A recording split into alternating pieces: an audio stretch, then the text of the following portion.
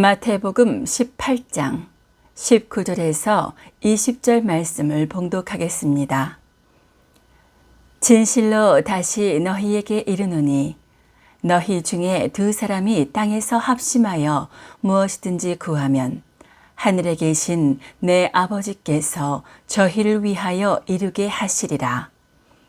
두세 사람이 내 이름으로 모인 곳에는 나도 그들 중에 있느니라. 합심하여 구하라, 이런 제목으로 말씀드리겠습니다. 오늘로부터 정확히 73년 전은 1950년 6월 25일이었습니다. 그날도 오늘과 마찬가지로 주일이었어요. 주일 새벽 4시에 정막을 깨고 큰 굉음이 들렸습니다. 북한군이 서해안에서부터 동해안에 이르는 38도선 전 지역에 포탄을 맹렬하게 쏟아부었던 겁니다. 북한군의 전투기는 서울에까지 침입을 해서 김포 비행장을 폭격하고 또 서울 시내의 기관총을 난사하고는 돌아갔습니다. 당시에 우리 군은 무엇을 하고 있었느냐? 그 이틀 전인 6월 23일까지는 북한군의 동향이 심상치가 않다. 대규모 침공이 있을 수가 있다. 이런 첩보를 이미 접수를 했단 말입니다. 그래서 전 군이 비상경계태세를 갖추고 있었어요. 그러다가 6월 23일 자정을 기해서 모든 경계를 해제했습니다. 우리가 잘못 알았나 보다. 별일 없네. 안심해도 된다. 했던 거예요. 그래서 이 비상경계태세 기간 중간에는 병사들이 휴가를 나가는 것이 제한이 되지 않습니까? 그것을 경계태세가 풀리면 이후에 휴가 보내주겠다 해왔기 때문에 그동안에 휴가를 미루고 있었던 모든 장병들이 이 6월 25일에는 모두 휴가를 떠난 상태였어요. 당시에 북한은 공업화가 빠르게 이루어진 상태였습니다. 그런데 남한의 산업은 농업에 초점을 맞추고 있었습니다. 아직 공업화가 안 된 거예요. 이 시기는 이 6월 25일 이 시점은 마침 농번기였습니다. 그래서 정부에서는 각 가정의 농사일을 돕기 위해서 병사들에게 농번기 휴가를 내어줬던 겁니다. 그래서 전체 병력 가운데의 3분의 1에 해당하는 인원들이 외출이나 또 휴가 중이었던 겁니다. 북한이 바로 이 점을 노렸던 거예요. 북한군의 전체 병력은 20만이 넘었습니다. 탱크도 242대나 보유하고 있었어요. 반면에 우리 군은 그 총 인원이 10만 명가량이 되었는데 그 중에서 지금 3분의 1에 해당하는 인원이 자리를 비웠다 하지 않았습니까? 그러니까 많아봤자 7만 명 정도밖에 남지 않았던 거예요. 그리고 탱크는 단 한 대도 갖고 있지 않았습니다. 당시에 우리 병사들 중에서 탱크를 한 번도 본 적도 없는 이들이 대단히 많았다고 합니다. 그래서 북한군이 탱크를 밀고 내려오니까 기겁을 했던 거예요. 저게 무엇이냐? 크게 놀랐다고 합니다. 이렇게 우리는 북한에 압도적으로 밀릴 수밖에 없는 상황이었습니다.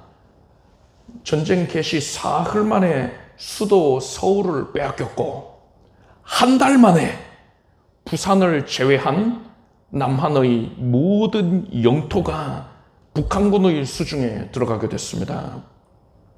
이제 북한군이 이 낙동강을 넘어서 밀고 들어오기만 하면 대한민국은 지도상에서 사라지게 되는 거예요. 그래서 미국에서도 대한민국이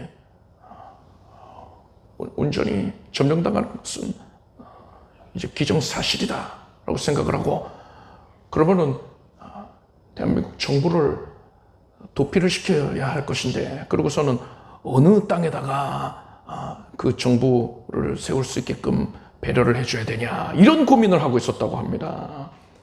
미국도 이 점령당하는 걸 지금 당연하게 여길 상황, 그렇게 굉장히 비관적인 상황에 놓였었던 겁니다. 대한민국 건국 이래로 가장 위험한 절체절명의 위기의 순간을 맞이한 거예요. 우리 군은 배수진을 치고서 말 그대로 죽을 힘을 다해서 낙동강을 방어했습니다.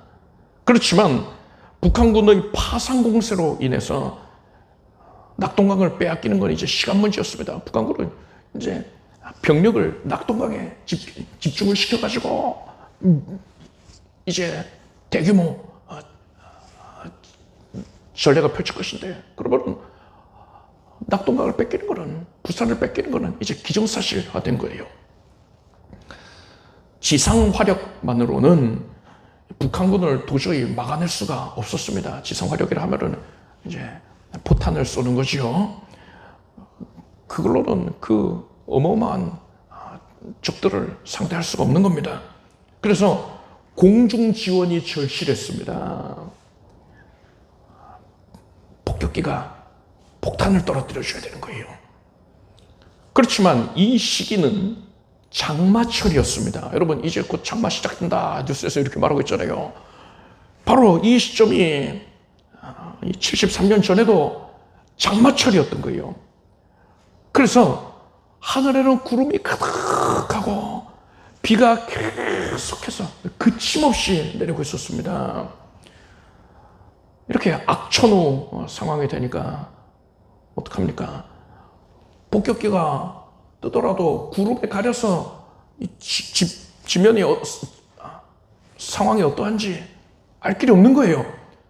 무작정 폭탄을 떨어뜨리자니 아군이 그 폭탄을 맞으면 어떻게 됩니까? 그럼 아군이 괴멸될 것 아닙니까? 그러니까 미군 폭격기가 작전을 수행할 수가 없는 상태가 된 겁니다. 지금 폭격기가 도와주지 않으면 낙동강 전선이 무너지게 생겼단 말입니다. 이런 상황에 이승만 대통령이 부산 인근 지역의 목사님들을 불러 모았습니다. 그리고 상황을 설명했습니다. 이승만 대통령이 목사님들에게 낙동강에서 북한군을 막기 위해서는 미군 폭격기의 도움이 절실한데 계속된 악천후로 인해서 폭격기가 작전을 펼칠 수가 없다고 합니다. 그러니 우리가 하나님께 맑은 날씨를 허락해 달라고, 그래서 제발 우리를 살려달라고 간절하게 기도합시다, 이렇게 요청을 했어요. 그렇게 이승만 대통령과 모든 목사님들이 눈물을 흘리면서 뜨겁게 간절하게 기도했습니다. 하나님 살려주십시오. 제발 비가 그치고 맑은 날씨를 주시옵소서, 이렇게 기도를 했어요. 그래서 어떻게 됐을까요? 비구름이 가득하고 절대로 그치지 않을 것 같았던 그 비가 구름 한 점 없는 맑은 날씨로 바뀌어버린 거예요. 기적이 일어났습니다. 그렇게 부산 날씨가 개었다라는 소식이 일본 오키나와 기지에 대기 중이던 B-29 폭격기들에게 전해졌어요. 그 폭격기들이 지금 작전을 펼치지 않으면 낙동강 전선이 함락이 될 것이다. 그래서 언제든 날씨가 개이기만 하면 출격을 할 만만히 준비를 하고 있었단 말입니다. 그만큼 절박한 상황이었어요. 그런데 부산의 날씨가 개었다, 이 소식이 전해지가는 그 순간 B-29 폭격기가 99대가 출격을 했습니다.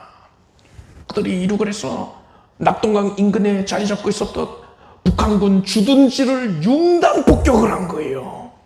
그래서 낙동강 전선을 지켜낼 수 있었던 겁니다. 하나님께서는 이승만 대통령과 목사님들이 합심해서 간절하게 기도한 것을 기쁘게 들으셨고 대한민국을 구원해 주셨습니다. 만약에 이 B-29 폭격기가 하루만 더 늦게 출격해야만 했다면요, 그러면은 대한민국은 지도상에서 사라졌을 겁니다. 북한군이 대규모 공세를 펼치기로 작정된 날이었기 때문에 대한민국은 존재할 수가 없었어요. 오늘날의 우리들도 북한 주민들과 다를 바 없이 대단히 비참한 삶을 살고 있을 겁니다. 따라서 이 자리에 있는 여러분 모두가 하나님의 놀라운 응답하심에 대한 증인들인 것입니다. 이렇듯 합심해서 하나님께 올려드리는 기도는 그 위력이 어마어마합니다. 강력한 능력을 나타내는 것입니다. 여러분, 하나님의 능력을 체험하길 원하십니까? 그렇다면 합심해서 기도하기를 바랍니다. 합심 기도를 누구와 해야 하는가? 어떻게 해야 하는가에 대해서 말씀을 드리겠습니다. 첫째로 우리는 다른 성도님들과 합심하여 기도를 해야 합니다. 오늘 본문에서 예수님께서는 너희 중에 두 사람이 땅에서 합심하여 무엇이든지 구하면 하늘에 계신 내 아버지께서 저희를 위하여 이루게 하시리라 하셨습니다. 여기서 합심하여에 해당하는 헬라어는 심포네오입니다. 심포네오 하니까는 들어본 말 같지 않습니까? 여러분, 교향곡을 의미하는 심포니가 바로 이 단어에서 나왔어요.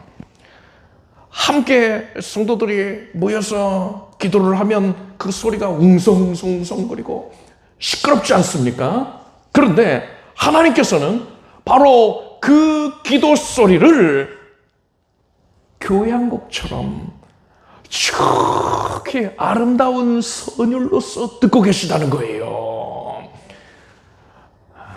그런데 여기서 정말 중요한 게 있습니다. 야고보서 말씀에 의인의 간구는 역사하는 힘이 많으니라 했습니다. 여러분, 합심해서 기도하면은 하나님이 기쁘게 들으신다며 하고선 길거리에 나가가지고 아무나 데려와서 우리가 함께 기도합시다 하고 기도한다고 해서 하나님께서 그것을 교향곡으로 그렇게 아름답게 들으시는 게 아닙니다. 오직 의인들이 함께 기도해야지만 그것을 기쁘게 들으신다는 거예요. 그렇다면 누가 의인입니까? 아이고, 목사님 이거 어떡해요?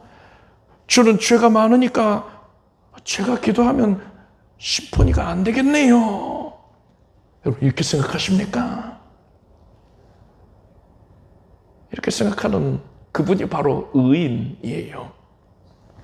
하나님께서는 사람이 나는 죄가 없다, 나는 예수 도움이 없어도 내 힘으로 내 방법으로 의로워질 수 있다, 이렇게 생각할 때에 그 사람을 악인이다 라고 판단하시는 겁니다. 그가 평소에 아무리 남을 잘 도와주었다 하더라도, 심지어 성경이 뭐라고까지 말씀합니까? 남을 살리기 위해서 자기 몸을 불살라 내어줬다 하더라도 그는 하나님 앞에서 명백하게 악인이라고 판단을 받는 것입니다. 그리고 사람이 하나님, 나는 죄인입니다, 내 힘으로 내 노력으로는 절대로 나의 이 추악한 죄를 씻을 수가 없습니다. 그래서 오직 예수께서 나의 죄를 씻어주시는 그 은혜만 바라보고 두 손 들고 나왔습니다. 이렇게 고백을 한다면 하나님께서 그 사람을 의인이라고 판단해 주시는 것입니다. 이것이 진리예요. 여러분, 믿으시길 바랍니다. 오늘 본문의 20절에서 예수님께서는 두세 사람이 내 이름으로 모인 곳에는 나도 그들 중에 있느니라 하셨습니다. 내 이름, 그러니까 예수 그리스도의 이름으로 모였다. 이게 무슨 뜻입니까? 예수님의 은혜만을 사모하는 자들이 함께 모여 있다는 거예요. 이런 사람들이 그 앞절인 19절 말씀처럼 합심해서 무엇이든지 기도하면 하나님께서 그것을 기쁘게 들어주신다는 것입니다. 여러분은 나의 죄인됨을 인정하고 예수 그리스도의 죄 사유하여 주신 그 은혜만을 의지하고 바라고 있습니까? 그렇다면 여러분이 바로 의인입니다. 성경이 말하는 의인이 바로 여러분들인 것입니다. 여러분은 우리들이 하나님께서 의인이라 여기시는 바로 우리들이 마음을 모아서 함께 기도할 때에 하나님께서 그것을 지극히 아름답게 여기시고 기쁘게 응답해 주신다는 사실을 확신하기를 바랍니다. 의인들이 모여서 합심해서 기도를 할 때에 구체적으로 무엇을 위해서 기도를 해야 하겠습니까? 그 첫 번째로는 공통의 관심사를 놓고서 그것을 위해서 기도를 해야겠지요. 공통의 관심사라면 뭐가 있을까요? 세계 평화와 같은 그렇게 거창한 제목도 있을 수 있고요. 또 우리나라의 안위를 위해서 기도할 수도 있겠지요. 또 우리 교회를 위해서 기도할 수도 있을 것입니다. 이런 다양한 제목들 중에서, 그러니까 여러 제목들 중에서 가장 먼저 기도해야 할, 가장 중요하게 여기면서 기도해야 할 내용이 뭡니까? 예전에 제가 어느 교회에서 어느 성도님이 대표해서 기도하시는 것을 들었는데, 그 성도님은 하나님 먼저 그 나라와 의를 위해서 기도하라 하셨으니 우리나라를 위해서 기도합니다. 이렇게 말씀하셨어요. 기도 내용이 그랬습니다. 그래서 그 예배에 참여한 성도님들은 그 기도를 듣고서 습관적으로 아멘 했어요. 그런데 여러분, 이것은 적절하지가 않습니다. 예수께서 너희는 먼저 그의 나라와 그의 의를 구하라. 그러면 이 모든 것을 너희가 더하시리라. 이렇게 말씀하셨는데, 여기서 그의 나라, 그의 나라의 그가 누굽니까? 하나님이에요. 하나님을 뜻하는 겁니다. 따라서 이 말씀은 하나님 나라를 위하여서 기도하라. 하나님께서 이루어 가시는 사역을 위해서 기도하라. 이 뜻이에요. 하나님의 나라의 예표가 바로 교회이지 않습니까? 그리고 하나님께서는 하나님의 일을 오늘날 신약시대에 오순절 성령님 사건 이후부터는 교회를 세우시고 교회를 통해서 이루어 가신단 말이지요. 그래서 이 말씀은 구체적으로는 우리가 교회를 위해서 기도함으로써 순종할 수가 있는 것입니다. 따라서 우리들은 모든 기도 제목들 가운데에서 무엇을 가장 중요하게 여기고 가장 우선적으로 기도해야 됩니까? 교회를 위한 기도인 것이에요. 여러분은 우리 교회를 위해서 기도하시길 바랍니다. 이때에 그저 막연하게 하나님 우리 교회 복 주세요 이렇게만 기도할 게 아니라요, 구체적으로 기도해야 되지요. 여러분, 우리 교회가 이 마지막 때에 예수님 재림하시는 날이 임박한 오늘날에 온 세상에 죄악이 관영한 시점 아닙니까? 바로 이 시점에 구원의 방주로서의 역할을 잘 감당할 수 있도록 예수 믿지 아니하고 죽어가는 자들이 우리 교회에 나와서 말씀을 듣고 새 생명을 얻을 수 있도록 기도하시길 바랍니다. 이것을 위해서 우리 교회가 힘을 얻어야 하지 않겠습니까? 그것을 위해서 교회가 성장할 필요가 있는 것입니다. 큰 힘을 낼 수 있도록 여러분은 그것을 위하여, 교회를 위하여서 기도하시기 바랍니다.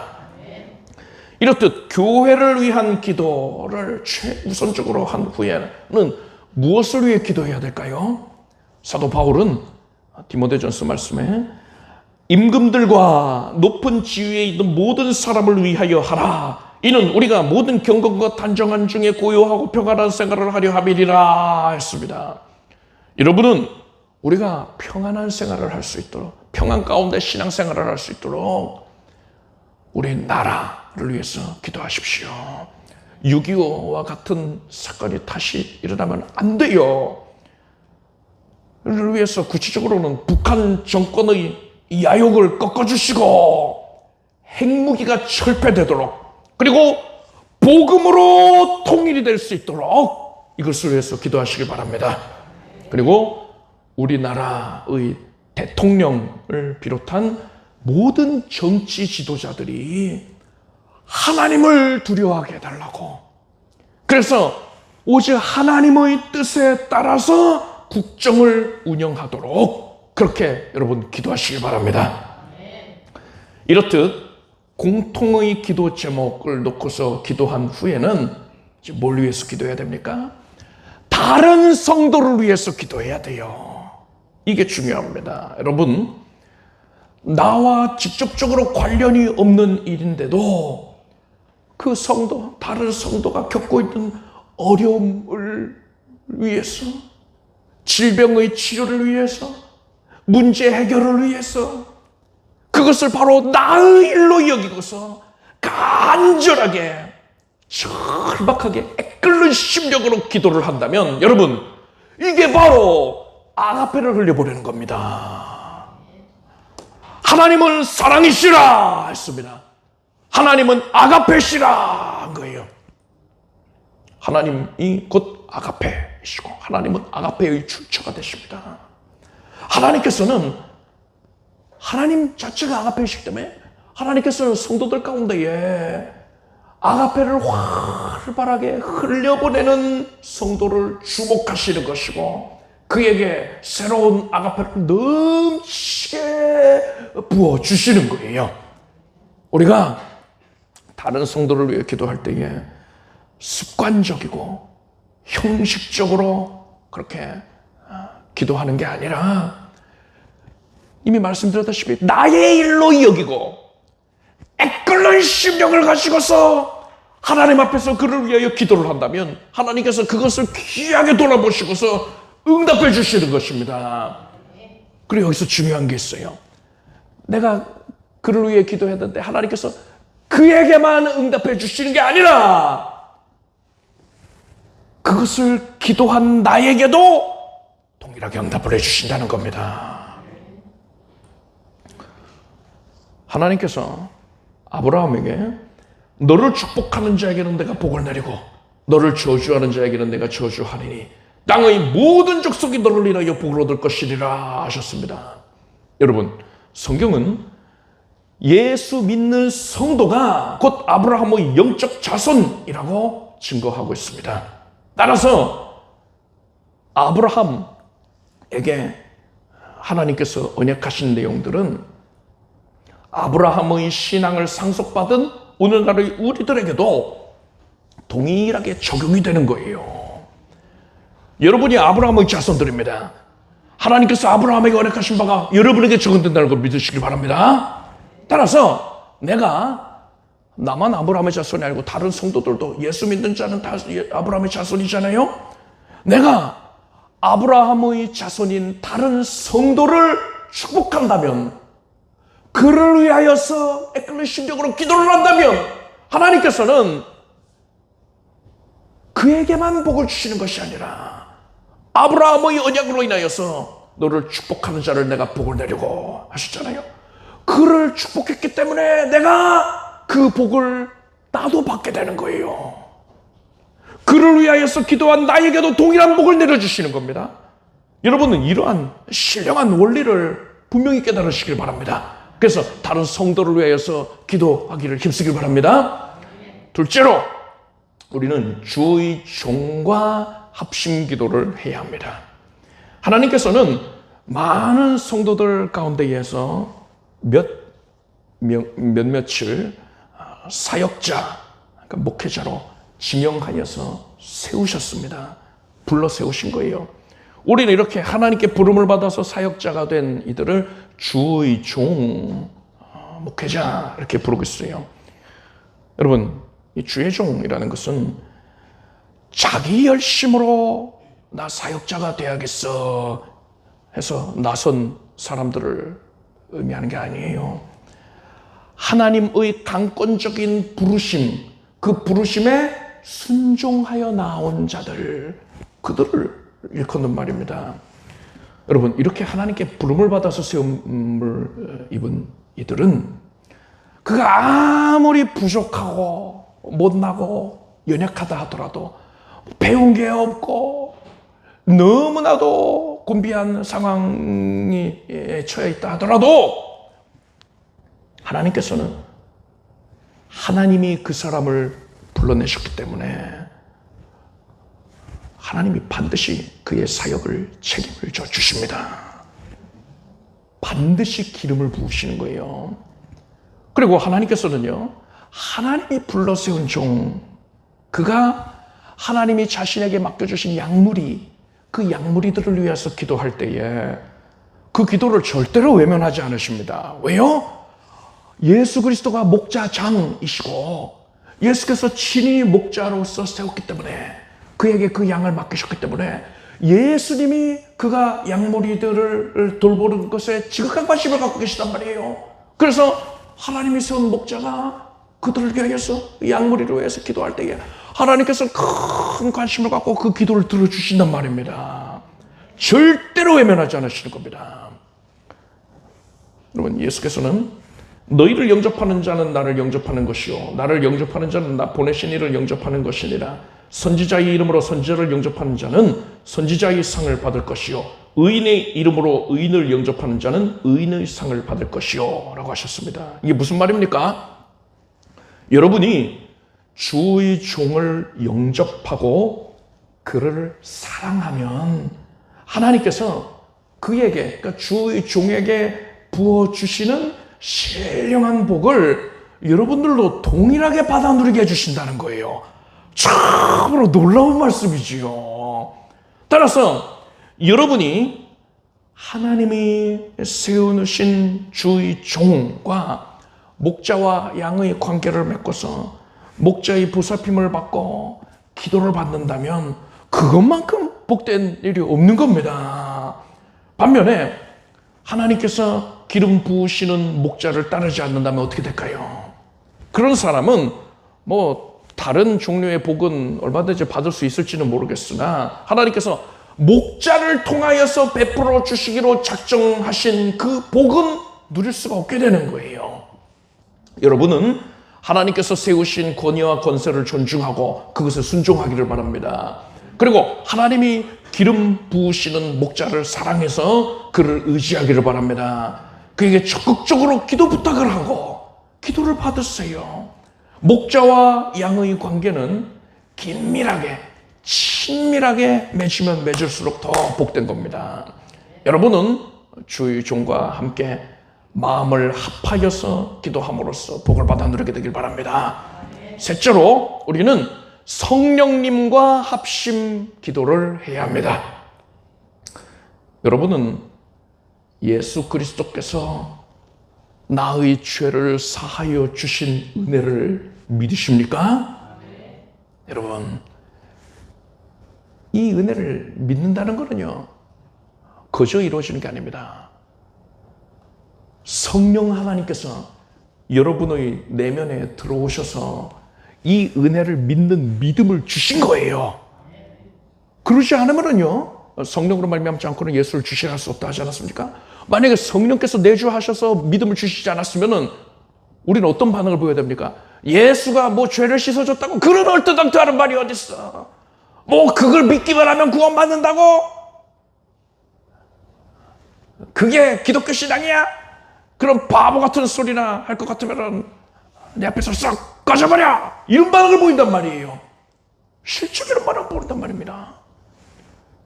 그 안에 성령이 방문하지 않으셨기 때문에 그럴 거예요. 그런데 여러분은 예수께서 나의 죄를 짊어지시고 내 대신 죄값 치러주셨습니다. 내 대신 죽으셔서 내 죄를 씻어주셨어요.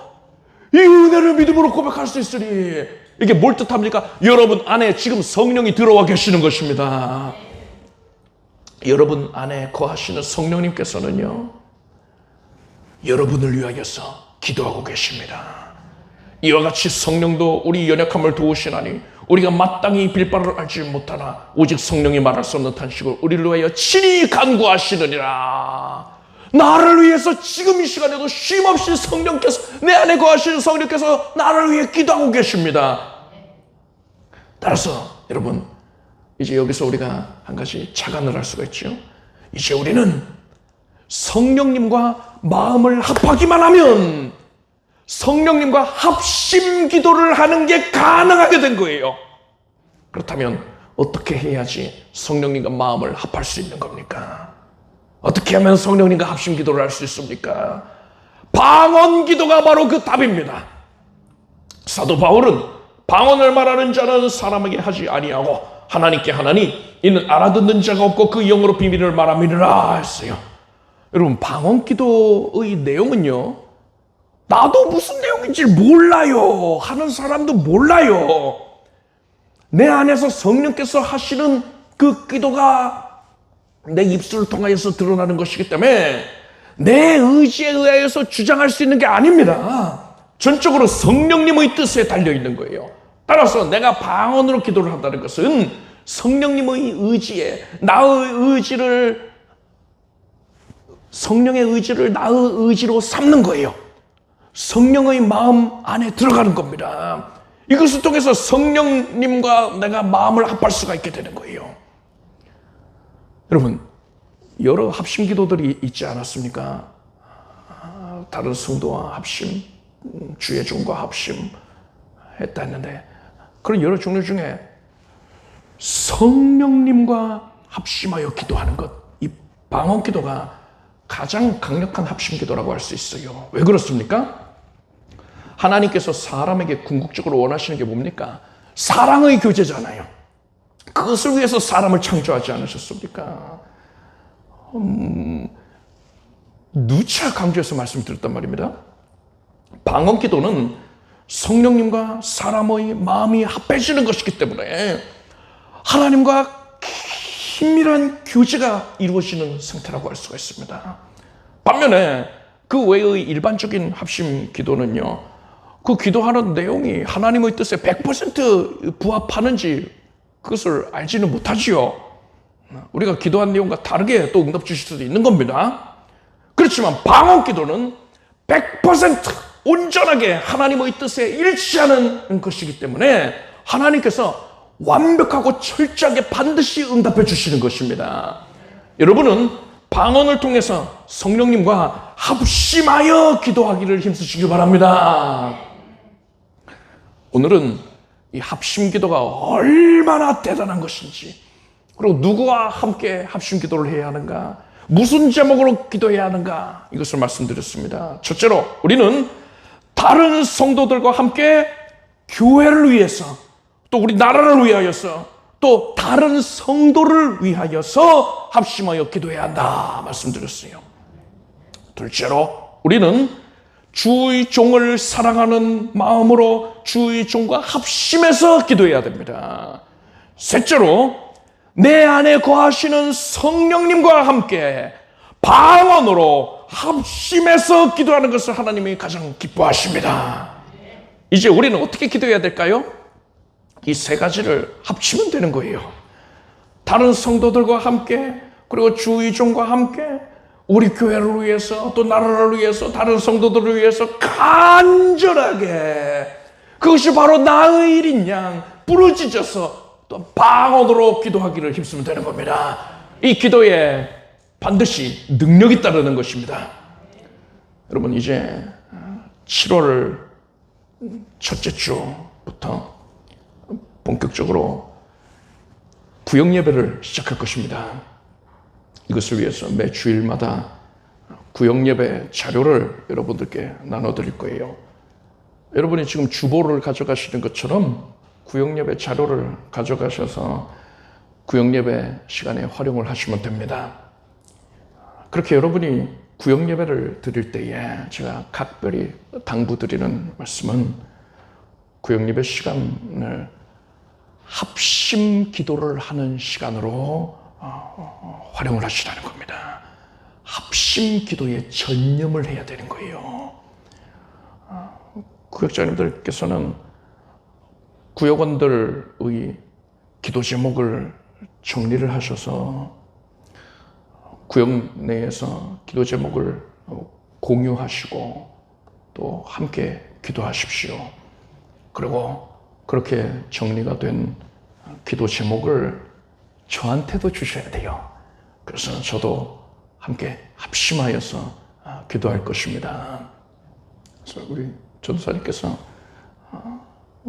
구역을 잘 구분 지어 주시고 편성해 주실 것인데 그 안에서 이제 기도 제목을 공유하고 합심하여 기도하게 되길 바랍니다. 합심 기도가 얼마나 중요한지를 강조하기 위해서 오늘 이 설교를 증거한 것이에요. 여러분, 우리가 지금 마지막 때를 살고 있습니다. 이제 예수님이 지금 당장 오신다 하더라도 전혀 이상할 게 없는 그런 시점이에요. 그런데 언제까지 우리가 영적으로 졸며 자고 있을 것입니까? 이 정도면 됐지 뭐. 더 나아질 것도 없어. 설마 더 나아지겠어? 이런 식으로 스스로 안위하고 있는 나태한 마음에서 이제는 벗어나야 되는 겁니다. 더 이상은 지체하면 안 돼요. 지금 그럴 시기가 아닙니다. 그렇기 때문에 우리는 바로 지금 이 시간부터 깨어서 기도를 해야 됩니다. 북한군 쳐들어오기 전에 비상경계태세가 지속적으로 발령이 돼 있었으면 잘 대처할 수 있지 않았겠습니까? 지금 우리가 깨어 있어야 되는 상황이에요. 함께 기도해야 되는 시점입니다. 진실로 다시 너희에게 이르노니 너희 중에 두 사람이 땅에서 합심하여 무엇이든지 구하면 하늘에 계신 내 아버지께서 죄를 위하여 이루게 하시리라. 두세 사람이 내 이름으로 모인 곳에는 나도 그들 중에 있느니라. 여러분, 이제 우리는 합심하여 기도할 것입니다. 합심하여 기도함으로써 이제 우리 교회가 구원의 방주 역할을 잘 감당하게 될 것입니다. 힘을 얻게 될 거예요. 우리나라 그러니까 평안을 누리게 될 것이고 여러분의 삶에도 신령한 복이 임하게 될 줄로 믿습니다. 합심 기도를 통해서 그러한 은혜를 충족히 받아 누리는 우리가 되길 축복합니다. 기도하겠습니다. 하나님의 명령을 받았습니다. 이제 더 이상 주저하지 말고 이제 올해의 하반기에 접어드는데 이제 우리가 깨어서 기도하게 해주시옵소서. 삼겹줄은 쉽게 끊어지지가 않습니다. 우리가 함께 마음을 합하여서 기도하는 데 전념을 하게 해주시옵소서. 초대교회 성도들처럼 합심하여 기도하는 데 전념을 다하게 해주시고 기도로서 승리를 거두게 해주시옵소서. 예수님의 이름으로 기도드립니다. 아멘. 모두 자리에서 일어나시기 바랍니다. 가슴에 손을 얹으십시오. 또 아픈 곳에 손 얹고 간절한 소원을 마음에 품고서 믿음으로 기도하겠습니다. 사랑하는 하나님, 앙망합니다. 예수 그리스도 나의 하나님밖에 없습니다. 오직 주님만 나의 전부이십니다. 이것이 우리의 입에 발린 소리가 아니라 우리의 참 진실된 고백이 되게 하여 주시옵소서.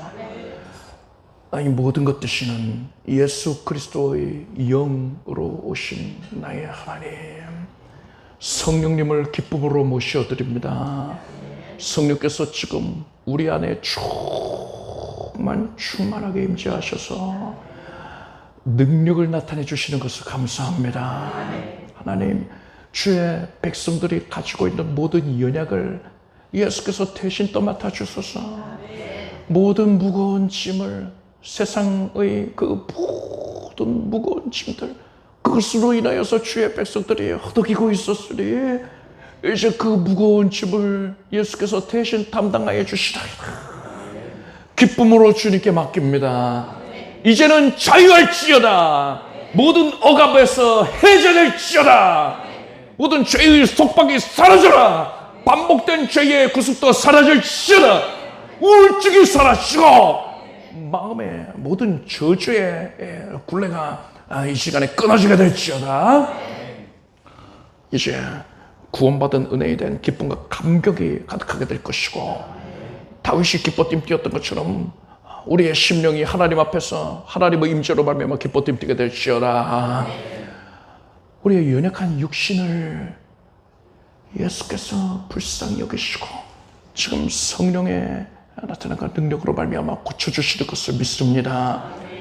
지금 손을 얹은 부위에 성령께서 친히 손 얹어 주시니 감사합니다. 나는 예수의 능력으로 고침받겠습니다. 예수 그리스도의 이름으로 명령하노라. 모든 연약함은 떠나갈지어다. 우리 성도들에게 들러붙어 있었던 사망의 세력이 떠나가라. 암세포가 깨끗이 사라져라. 모든 종양과 결석이, 염증이, 통증을 야기했던 모든 것들이 다 사라질 것이고, 우리 성도들의 온몸의 모든 수치와 수치들은 다 정상이 되어라. 예수 그리스도 이름으로 평쾌 되었느니라. 머리에서 발끝까지 온몸 각 기관이, 뼈, 마디가, 관절, 골수가, 피부가, 혈액이 청결하게 되었느니라. 이제 성령의 은혜를 만끽하며 살겠습니다. 기뻐하고 감사하고 영광을 잊자마자 넘치게 해주시니 감사드립니다. 우리 성도들의 가정에 구원의 은혜가 충만히 부어지게 해주시고, 기도하는 소리가 그치지 않게 하시고, 각 가정마다 성도들이 모이기에 힘써서 합심 기도가 이루어지는 장이 되게 해주시옵소서. 기도하는 공동체 되게 하시고, 우리 교회에 기도의 물결이 가득하게 되어서 하나님의 나타나심을 보게 하여 주시옵소서. 모든 연약한 문제들을 성령께서 지금 손대시어서 강함의 제목되게 해주시옵소서. 물질의 문제가 해결이 될지어다. 장막의 문제가 해소가 될지어다. 종사하고 경영하는 산업의 현장이 크게 복을 받을지어다. 그 가운데에서 으뜸될 것이고 더 좋은 대우를 받게 될 것이고 선한 영향력을 발산하게 될지어다. 많은 이들을 예수를 인도하는 데에 필요한 영향력을, 은사를 부음받을지어다. 하나 성령께서 지금 기름 부어주시니 내 잔이 흘러 넘칩니다. 원수가 놀라서 도망갑니다. 승리하고 또 승리를 거둘지어다. 하나님께서 모든 길을 열어주소서. 취업을 허락하시고 진학을 허락하시고 만남의 복도 주시고 믿음의 가정을 일구게 하시고 대야문도 열어주시고 구하고 찾고 두드리는 것마다 넘치는 응답을 안겨주시옵소서. 예수님의 이름으로 기도드립니다. 믿은 대로 될지어다. 하나님께 박수를 올리겠습니다. 자리에 앉으십시오. 준비하신 예물을 정성된 마음으로 드리겠습니다. 드리신 예물 위에 축복 기도하겠습니다. 하나님 감사드립니다. 하나님께서 모든 것을 이루셨습니다. 말씀을 내려주시고 우리를 변화시키셨나이다. 기대하는 마음으로, 작정 차원된 마음으로 예물을 올립니다. 하나님께서 기쁨 가운데 거두어 주시옵소서. 하나님의 계획하신 선하신 모든 것이 우리의 삶 가운데 성취되는 기쁨을 누리게 해주시옵소서. 예수님의 이름으로 기도드립나이다. 아멘. 우리 주 예수 그리스도의 무한하신 은혜와 하나님 아버지의 사랑과 성령님의 교통하심이 합심하여 기도하기를 힘쓰는 살아가는 주의 모든 백성들 위해 영원히 함께 없으기를 축원합니다.